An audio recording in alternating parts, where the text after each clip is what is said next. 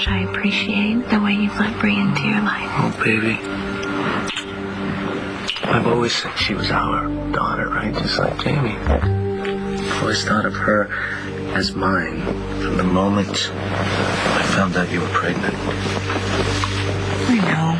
It's not fair that you have to be constantly reminded of what happened. Would you give me a break? You think that matters to me? I don't know how I'd feel if I was in your position. All right. Maybe I was a little nervous at first, okay? Maybe, I was afraid that she would look like Nash and that I couldn't accept her as mine. But you know what? It's like everybody says, once you look your child in the eye, you fall instantly in love with them. And I did. And that's not going to change. She's starting to pick things up from you the longer... Stop. Okay? I'm not having any doubts. The question is, are you? No, I'm not. I just want her to have her biological father in her life, and just want us all to be happy. Well, that's not your responsibility. Jess, I love you. You and Jamie and Bree are what makes me happy. You are my life. Okay, and yes, Nash is a reality, and yes, he gets on my nerves. Okay, but that's not going to change the fact that I have a wonderful life. Okay, and I am not going to take that or you for granted. You are the love of my life. I love you so much.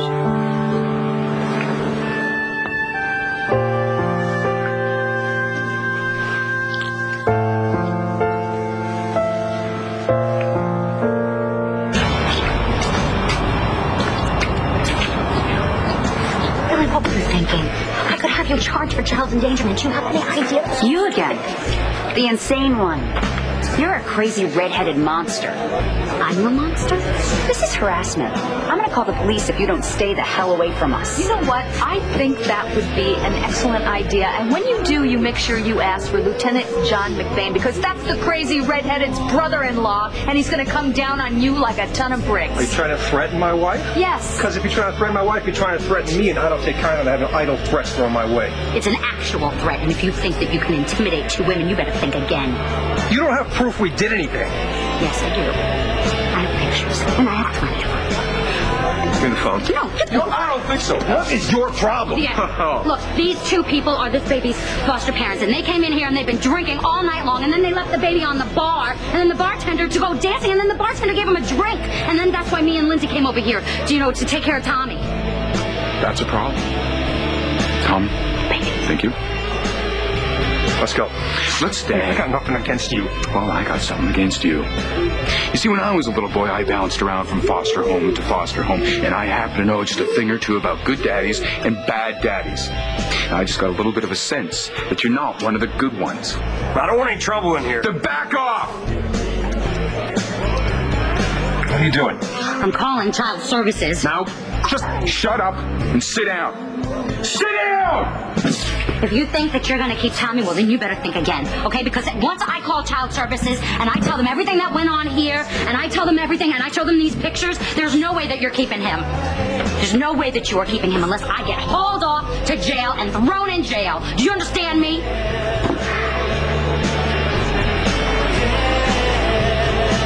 This is more than just about foster parents, isn't it? Yes, hi. I need to speak to a caseworker. I saw. No, please don't put me on hold.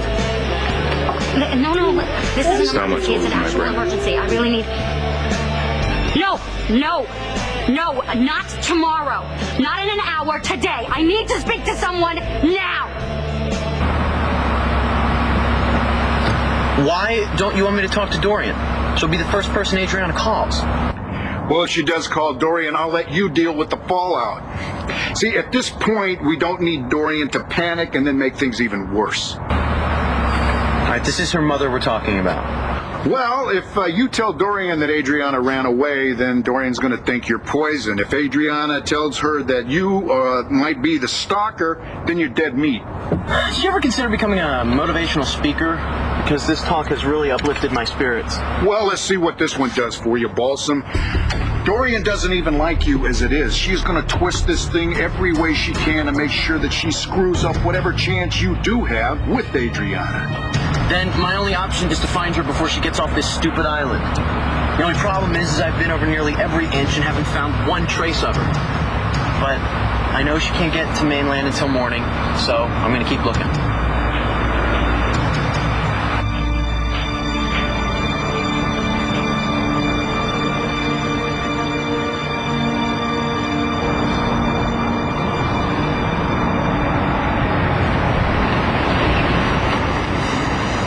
Do you mind if I ask what you're doing out here in the middle of nowhere? Rode over from the island. In the dark? It's kind of a long story. Does it have anything to do with that boyfriend of yours? What? The blonde kid. Who are you? How do you know me? No, I'm sorry. I don't mean to scare you. I was staying with my wife and kids out just around the point from where you were on the island. What are you doing out here in the middle of the night? I have a meeting in New York in the morning. The ferry doesn't run early enough, so it doesn't really leave me with a lot of choice. Anyway, if you're heading for the city, I can give you a lift. Unless, of course, you were planning on rowing there.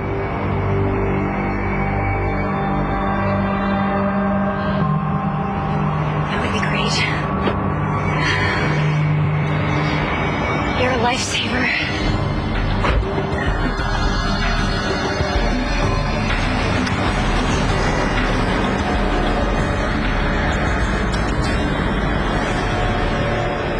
On the next One Life to Live. My daughter has been gone since last night, and you are just getting around to calling me? Could it be that Tess part of her is still in love with Nash? What would Tess be saying and doing right now? She thought you were starting to have feelings for me. Are you?